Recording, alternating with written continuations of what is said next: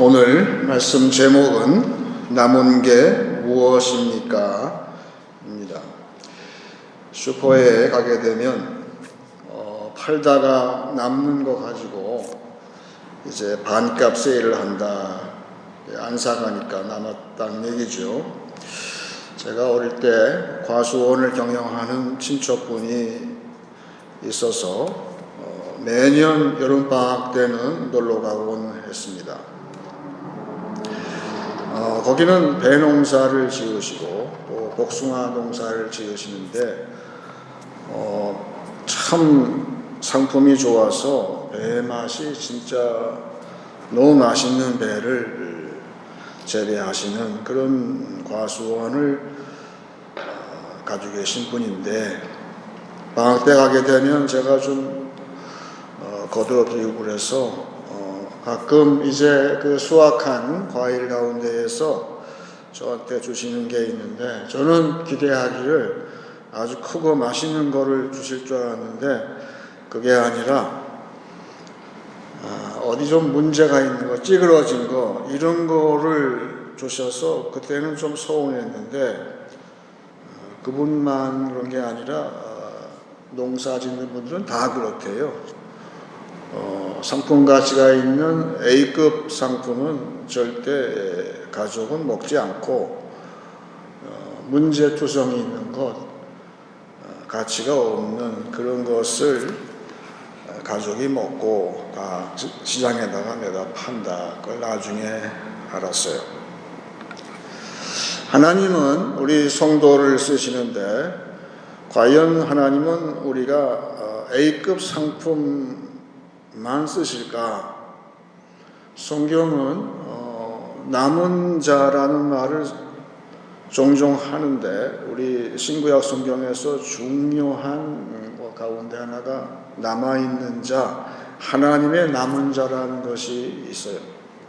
그래서 그 남은 자가 뭔가 봤더니만 사도 바울은 하나님의 남아있는 자, 너희는 하나님의 남은 자인데 그 이유는 하나님께서 약한 자를 들어서 강한 자를 부끄럽게 하시고 또 없는 자를 들어서 있는 자를 부끄럽게 하시는, 그러니까 하나님께서 쓰시는 자는 남아있는 쉽게 얘기하면 상품 가치가 전혀 없는 세상 사람들은 A급 상품을 선호하지만 하나님은 전혀 약해 빠지고 전혀 없는 아무것도 없는 자를 들어서 하나님은 있는 자들 또 강한 자들을 부끄럽게 하신다고 바울은 이야기했기 때문에 성도는 누구냐 하면 하나님의 남은 자예요. 그래서 아무것도 없고 약해 보여도 우리는 하나님께서 쓰시는 남은 자라는 사실이지요.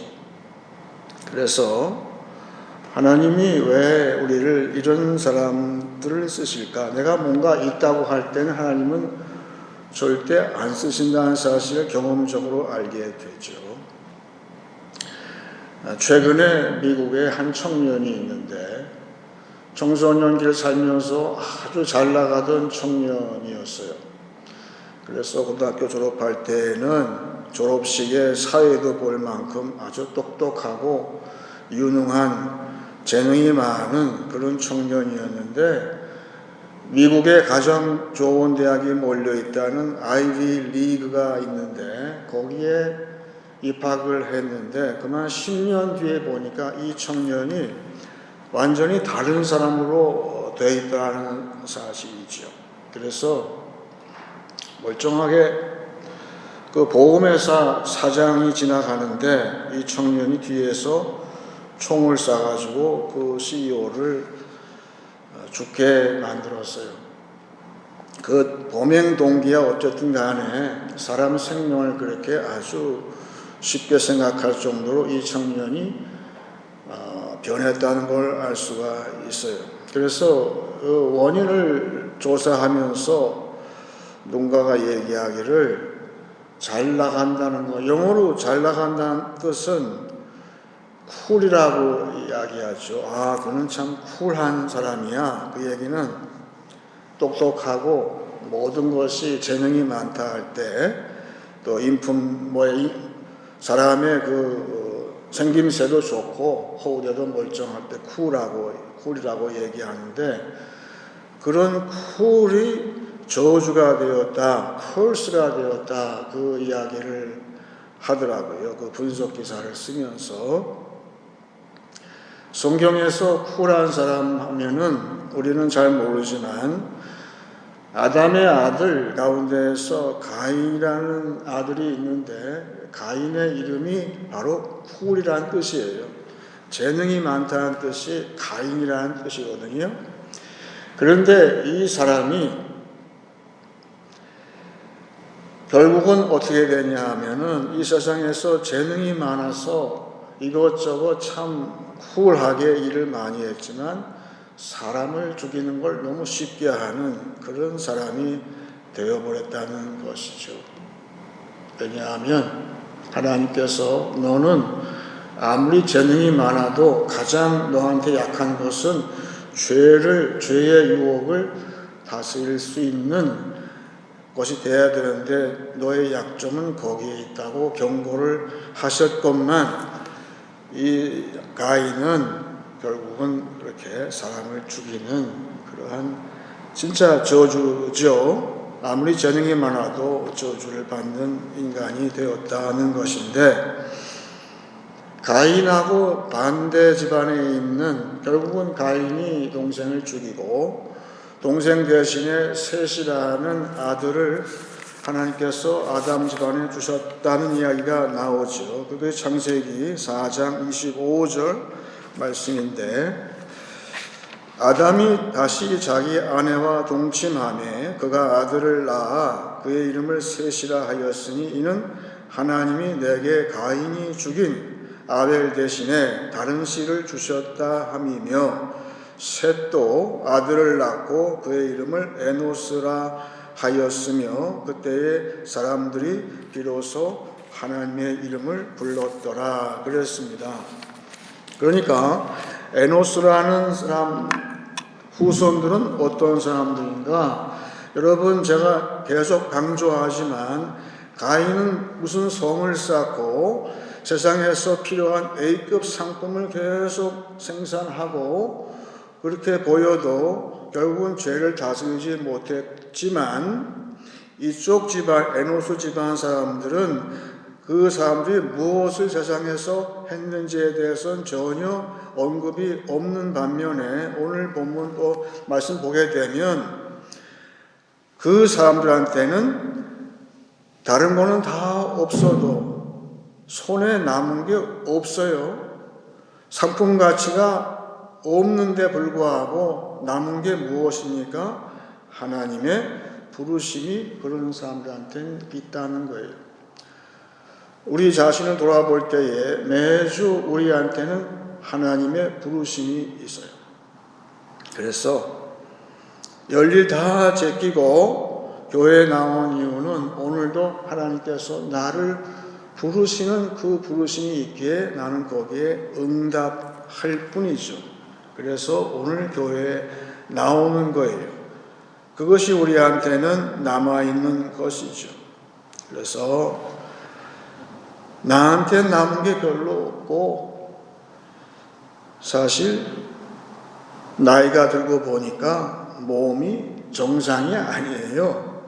어디가 아프고 쑤시고 젊었을 때는 재산도 증식하겠다 하면서 열심히 돈도 벌고 그런데 지금 보게 되면 통장에 남아있는 돈도 별로 없고 건강도 약하고 내가 이제 남은 게 인생 살면서 남은 게 없어 보여도 내 안에 뭐가 있습니까?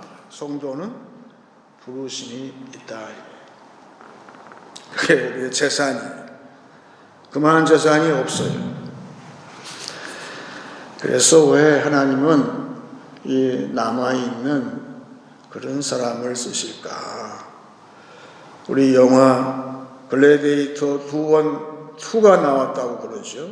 그 첫 번째 영화에서 그 황제가 아무리 봐도 저 장군 외에는 이 권력을 내줄 사람이 없다고 판단한 그 주인공이 있잖아요. 그래서 불러다가 너 내 뒤를 이어서 이 로마의 부패한 것을 이제 다 막고 새롭게 나라를 세우는 권세를 너한테 주려고 하는데 네가 그거를 막겠냐 했더니만 이 주인공이 내 마음을 다해서 저는 싫습니다. 그랬더니 황제가 하는 말이 그게 바로 네가 내 후계자가 돼야 하는 이유야. 너에게는 다른 건 다 없어도 그런 겸손하고 진짜 온유한 그 마음이 있기 때문에 네가 이 역할을 해야 돼. 그런데 나중에 이 주인공이 언제 그 권세를 사용했을까요? 언제 로마의 부패, 그 영화에서 실제는 아닐지 모르지만 그 영화에서 이 주인공이 이 세상에 타락된 죄악된 세상에 죄를 다스릴 수 있는 때가 언제냐면 그 마지막이에요. 결국은 최고의 장군에서 노예 신사로 전락하고 노예에서 언제 죽을 줄 모르는 검투사로 전락했을 때에 그리고 그것도 마지막에 칼에 맞아서 죽어갈 때에 이 주인공이 그 권세를 사용할 수 있는 그런 사람. 결국 그 권세라는 것은 성도의 권세는 다른 권세가 아니라 하나님께서 우리를 택하신 이유는 여러분과 저를 통해서 이 세상에 이 죄를 다스릴 수 있는 권세를 부여하시기 위해서 그랬다는 사실을 알 수가 있는데 오늘 성탄주일에 우리의 본문은 미가서 5장 2절에 나오는 베들레헴 에브라다에 대한 이 미가의 예언이 바로 하나님의 남은 자에 대한 이야기입니다. 오늘 2절 말씀에 베들레헴 에브라다야 너는 유다 족속 중에 작을지라도 이스라엘을 다스릴 자가 네게서 내게로 나올 것이라. 아무리 작아도 세상으로는 별 볼 일 없는 A급도 아니고 B급도 아니고 C급도 아니고 다 찌그러져서 다 짜그러진 별 볼 일 없는 상품가치 없는 베들레헴 너희한테서 다스리는 자가 나온다고 했어요. 누구죠? 예수님이에요. 예수님은 이 세상의 죄를 다스릴 왕으로 우리한테 오셨는데 예수님은 하늘 권세를 다 버리시고 이 땅에 오실 때부터 하나님의 남은 자의 대표로 오셨다. 지금 말씀하고 있어요.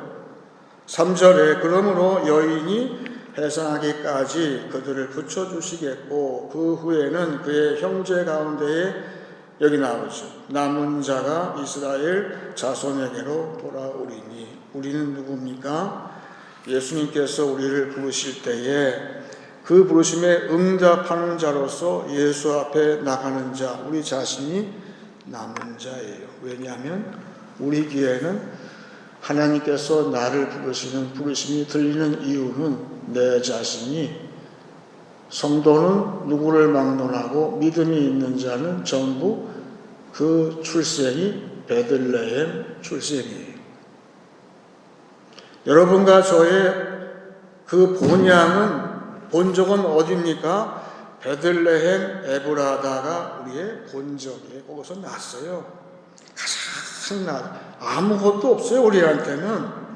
근데 그럴 때 온유라는 것은 그 영화의 주인공처럼 모든 타이틀이 다 점점 다 없어지고 가장 밑바닥에 떨어졌을 때에 그때에 생기는 내 마음에 생기는 그것은 곧 예수님의 온유한 마음이죠. 그래서 산상수훈에서도 예수님은 나한테 나와서 뭘 배우라고 하십니까?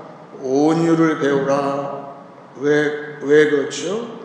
하나님은 우리 보고 그 모든 것이 다 박탈되어도 다 빼앗겨도 과연 친척과 재물 다 빼앗겨도 그때에 생기는 그 온유한 자가 어떻게 됩니까? 세상을 다스린다. 세상의 악을 결국은 이 세상의 모든 문제는 다스리는 요점은 이 세상에 있는 악을 제거하는 것이 그것이 다스리는 거라는 사실을 우리는 알 수 있는 거예요. 잘 보세요. 지금 세상에 뭐가지 문제입니까? 다스림이 없어요. 리더십이 없는데 그것은 우리 성도가 죄를 다스리는 권세가 있을 때만이 다스릴 수 있다는 사실을 우리는 알게 되는 것이죠. 그래서 결국은 하나님은 우리 온유한 자를 통해서 세상을 다스리게 하시는데 어떻게 되는 것인가? 우리는 매일 당하기만 하고 매일 없는 자처럼 참 비참하게 살고 다 빼앗기고 그래도 아무 말도 못하고 참아야 되고 우리는 그래야만 하는 겁니까? 아니에요. 그 상급이 있어요. 상급이 뭡니까? 바로 마태복음 5장 5절에 나오죠. 온유한 자는 복이 있나니 그들이 땅을 기업으로 받을 것이며. 여러분, 이것이 우리의 생명선이에요. 생명줄이에요. 우리가 온유해서 다 빼앗기고 우리의 지위도 다 빼앗기고 있던 것 없던 것 다 빼앗긴 것, 그럴 때에 우리는 그것을 참는 거예요. 그게 온유라고 하는 것이죠. 나의 타이틀을 요구하지 않는 것이 온유라고 했죠. 그런 사람은, 성도는 뭐로 사냐 하면 이 세상에 있는 것이 아니라 하늘의 기업으로 살고 기업을 상속받아서 산다는 것이에요. 우리 성도에게는 온유한 자는 상급이 있는데 그것은 하늘의 기업이 우리한테 이미 준비되어 있다는 거예요. 여러분, 온유한 자는 남의 것을 뺏어서 내가 쟁취하는 것이 이 말씀이 아니라 이미 하나님께서 온유한 자기 백성을 위해서 준비해 놓으신 그 기업이 있는데 그 기업을 차지한다고 돼 있어요. 그래서 지금 미국에서 소위 메가라는 운동을 하던데, 새로 트럼프 대통령이 이제 메가 운동을 주도했는데, 그것이 뭐죠? Make America Great Again. 그거 들을 때에 미국이 다른 나라 거 다 뺏어서 그것을 차지한다고 했을 때는 그 운동은 실패할 거예요. 하지만 하나님께서 바라시는 것은 성도를 위대하게 만드시고 위대한 능력과 재산을 주시겠다고 약속하셨는데, 그것은 먼저 우리가 이 땅에 오신 모든 타이틀을 다 박탈당하신 예수님의 백성이 되었을 때, 예수님한테 매일 온유함을 배우는 그런 백성이 되었을 때, 그때 해주시는 그 약속된 그것이 기업이 있다는 것이죠. 오늘 본문 말씀 보게 되면 그 얘기를 하고 있어요. 오늘 4절 말씀 보시면 그가 여호와의 능력과 그의 하나님 여호와의 이름의 위엄을 의지하고 서서 목축하니 그들이 거주할 것이라. 이제 그가 창대하여 땅 끝까지 미치리라. 이 말씀은 예수님의 나라에 대한 예언일 수도 있고, 우리 자신 성도 예수님을 따라서 모든 것이 이제 내 손에 남은 게 없는 그런 성도들을 이야기할 수 있는 거예요. 그래서 그것은 두 가지인데, 하나는 하나님의 이름이에요. 성도한테는 무엇이 있습니까? 하나님의 이름. 우리는 모든 일을 앞두고 예수의 이름으로 기도해요. 기도하잖아요. 예수님께서 우리 성도한테 기도할 수 있는 권세를 주셨는데, 너희는 앞으로 내 이름으로 구하라 그랬어요.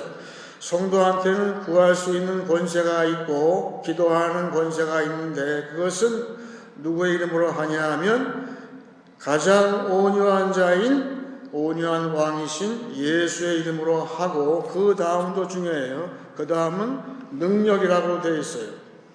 여러분, 이미 성도는 하늘에서 예비된 상급인 그 하나님의 기업이 이미 다 준비가 되어 있어요. 무궁무진한 그런 놀라운 하나님께서 준비해 놓으신 그러한 상급이 이미 준비가 되어 있는데, 요는 우리의 손이 그것을 차지할 수 있는 손이냐, 아니면 우리의 손이 약해서 차지하지 못하느냐 차이가 있는 것이죠. 그런데 성도는, 여러분 손 들어보세요. 손이 몇 개 있습니까? 손 2개밖에 없어요, 우리한테는. 그런데 성도한테는 손이 4개가 되는 거예요. 내 손 2개하고 성령의 손이 거기에 합세하기 때문에 우리 손은 이제 약하지가 않는 거예요. 강한 손이 되는 거예요.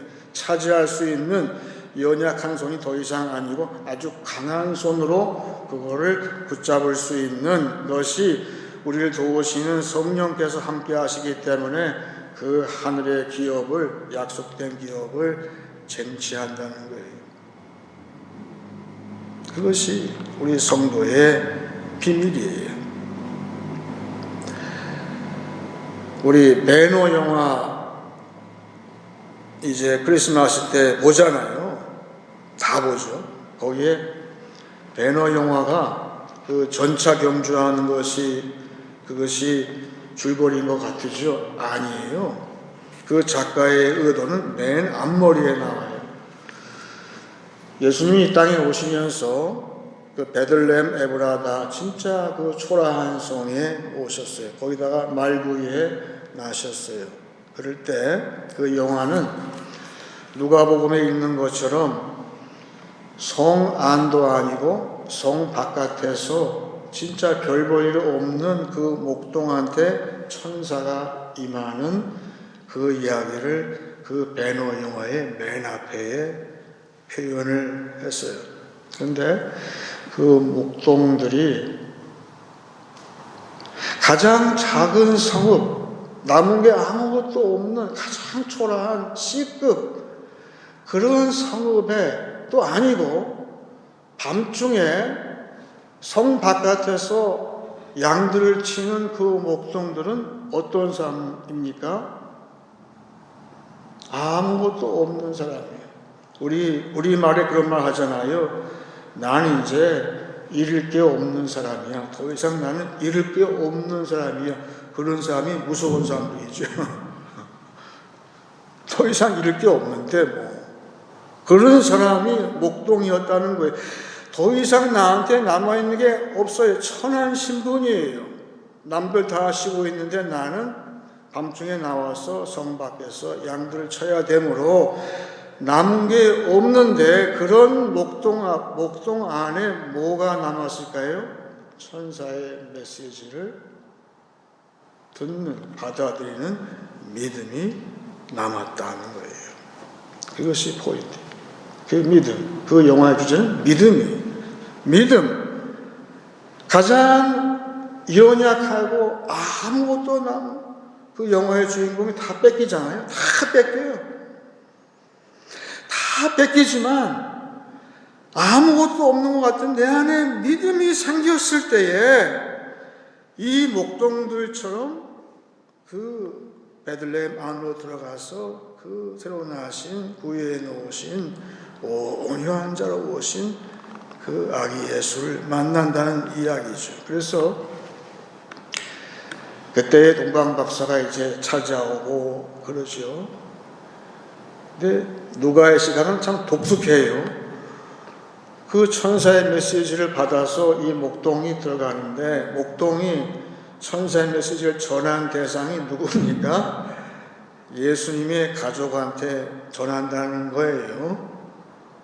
예수님이 나셨는데 예수님의 가족한테 천사의 메시지를 왕의 탄생을 알리는 메시지를 전한다는 게 약간 아이러니하잖아요. 그런데 마리아는 그걸 듣는 거예요. 다시 말하면 오늘 가장 온유한 자로 아무것도 남은 게 나한테는 없지만 하지만 내 안에 믿음이 있을 때에 나는 먼저는 교회 안에서 나의 믿음을 고백을 하고 간증하고 증거할 수 있다는 뜻이고 그 영화에 보게 되면 그 목동 가운데에서 한 사람이 이 뿔로 된 피리를 불죠. 이제 왕이 탄생했다는 그 뿔 피리를 부는 것으로 영화 시작이 되는 것처럼 이제 나는 아무것도 없지만 내 안에 있는 믿음이 있을 때 말부유에 이 땅에 오신 온유한 자, 온유한 백성의 왕 되신 예수 그리스도 그 온유함으로 이 세상의 모든 죄를 평정하시는 다스리는 그 평화의 왕 결국 이 땅의 평화는 그 다스림을 가지고 이제 이룩하시는 그 왕을 이 세상에 증거하는 자가 나도 될 수 있다고 이야기하는 것입니다. 이제 말씀을 정리하겠습니다. 약하고 없어 보여도 성도는 하나님의 남겨놓은 자입니다. 남은 게 없어 보여도 내 안에 부르심이 있습니다.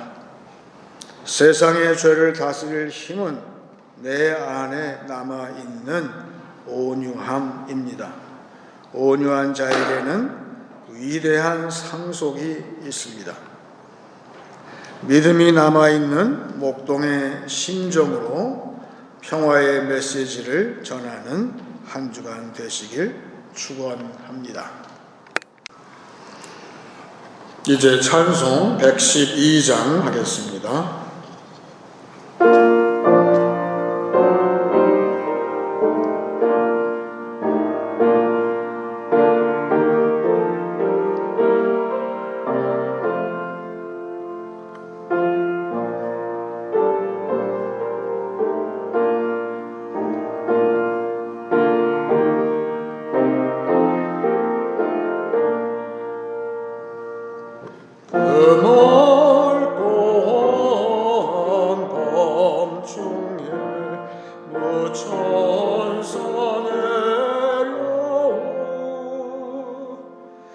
그 손에 빗바 들고서 다 찬송하기를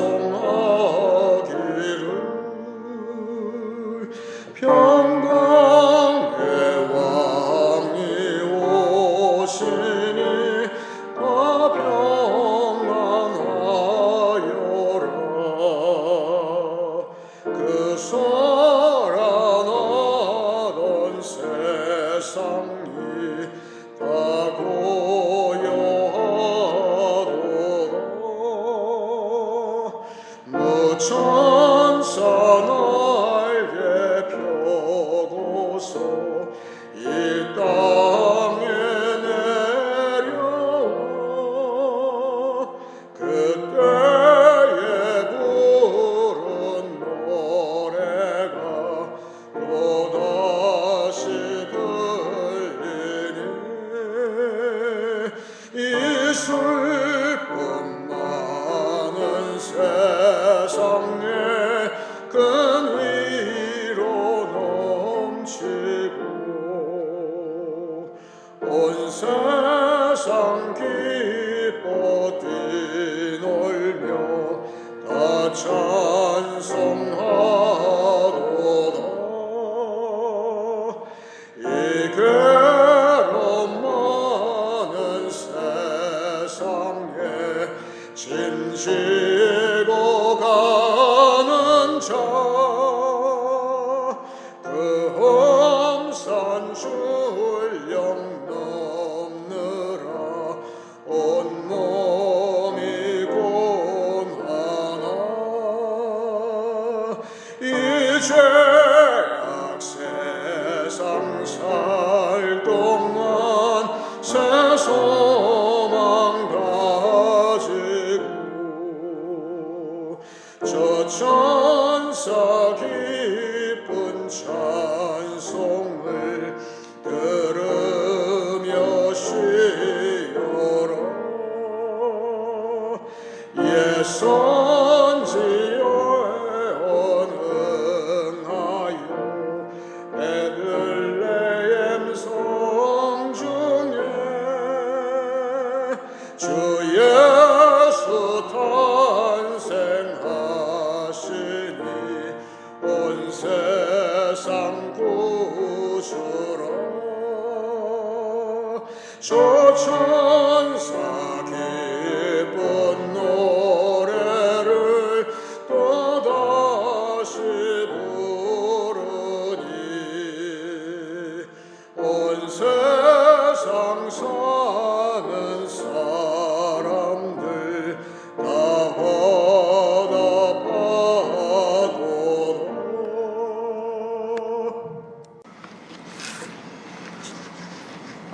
이제 기도하기 전에 제가 먼저 누가복음 2장을 읽고 같이 기도하기 원합니다.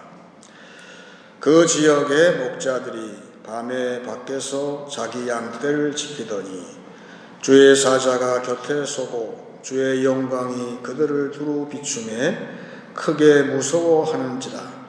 천사가 이르되 무서워하지 말라. 보라, 내가 온 백성에게 미칠 큰 기쁨의 좋은 소식을 너희에게 전하노라. 오늘 다윗의 동네에 너희를 위하여 구주가 나셨으니 곧 그리스도 주시니라. 너희가 가서 강고에 쌓여 구유에 누워있는 아기를 보리니 이것이 너희에게 표적이니라 하더니 호련히 수많은 천군이 그 천사들과 함께 하나님을 찬송하여 이르되 지극히 높은 곳에서는 하나님의 영광이요 땅에서는 하나님이 기뻐하신 사람들 중에 평화로다 하니라. 천사들이 떠나 하늘로 올라가니 목자가 서로 말하되 이제 베들레헴으로 가서 주께서 우리에게 알리신 바 이루어진 일을 보자 하고 빨리 가서 마리아와 요셉과 구유에 누인 아기를 찾아서 보고 천사가 자기들에게 이 아기에 대하여 말한 것을 전하니 듣는 자가 다 목자들이 그들에게 말한 것들을 놀랍게 여기되 마리아는 이 모든 말을 마음에 새기어 생각하니라. 목자들은 자기들에게 이르던 바와 같이 듣고 본 그 모든 것으로 인하여 하나님께 영광을 돌리고 찬송하며 돌아가니라. 다 같이 기도하겠습니다.